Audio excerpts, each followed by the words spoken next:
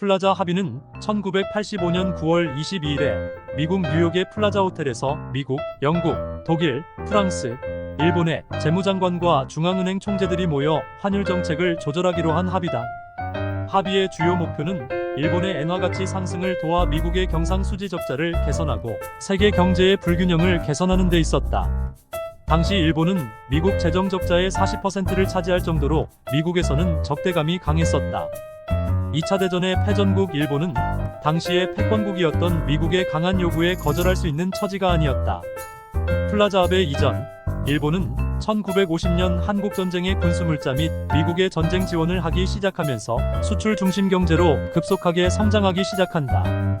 자동차, 조선, TV, 전자제품 및 기술제품 등의 제품을 세계 시장에 공급하여 경제적 발전을 이루었으며 엔화의 가치가 낮아 일본 제품이 해외에서 경쟁력 있게 판매되었다. 또한 일본은 기술 분야에서 혁신을 이루었다.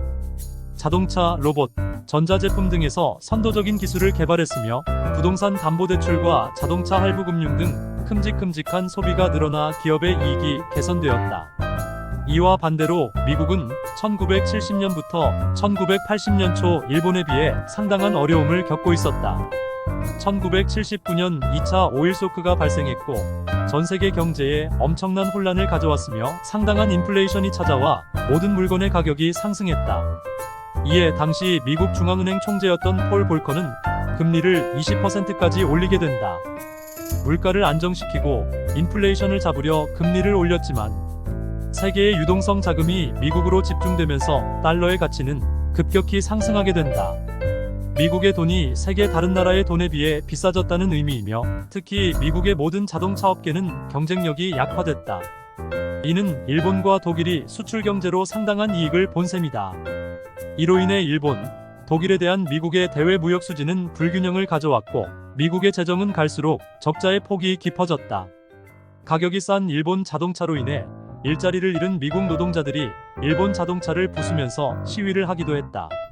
미국은 자국의 경상수지 적자를 벗어나야 했고 자국의 경기 침체에서도 벗어나야 하는 두 가지 숙제가 있었다. 미국은 인플레이션이 다시 살아나는 것이 두려웠기에 금리를 인하하지 않았고 대신 정치적인 완력을 통해 이 문제를 해결하려 했다. 미국은 플라자 합의에서 미국 달러화 가치를 내리고 일본 엔화와 독일 마르크화 가치를 높이는 정책을 밀어붙였다. 이로 인해 미국의 달러는 엔화와 마르크화보다 가치가 낮은 가격이 싼 돈이 되었다.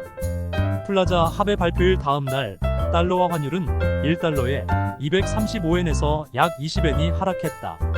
그리고 1년 후에는 달러는 엔화에 비해 50%가량 싸져서 1달러에 120엔에 거래가 됐다.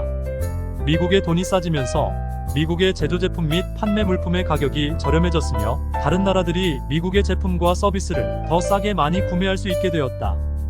그로 인해 미국의 수출이 많아져 적자를 개선할 수 있었고 경제적 안정성을 회복할 수 있었다. 하지만 일본은 플라자 합의로 인해 일본의 엔화가 비싸지면서 일본의 수출 경쟁력은 약화되기 시작했다.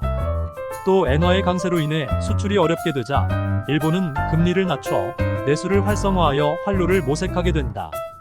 이 같은 정책은 이후 일본에 잃어버린 30년을 만든 버블을 만들었고 장기 불황의 원인이 되었다. 플라자 합의는 세계 경제, 특히 외환시장과 환율에 광범위한 영향을 미쳤으며 일본의 엔화 가치 상승과 부동산 버블 붕괴 등의 결과를 가져왔다. 이 합의는 금융 분야 국제 협력 역사에 있어서 중요한 이정표이며 세계 경제 안정을 촉진하는 데 지속적으로 중요한 역할을 한다.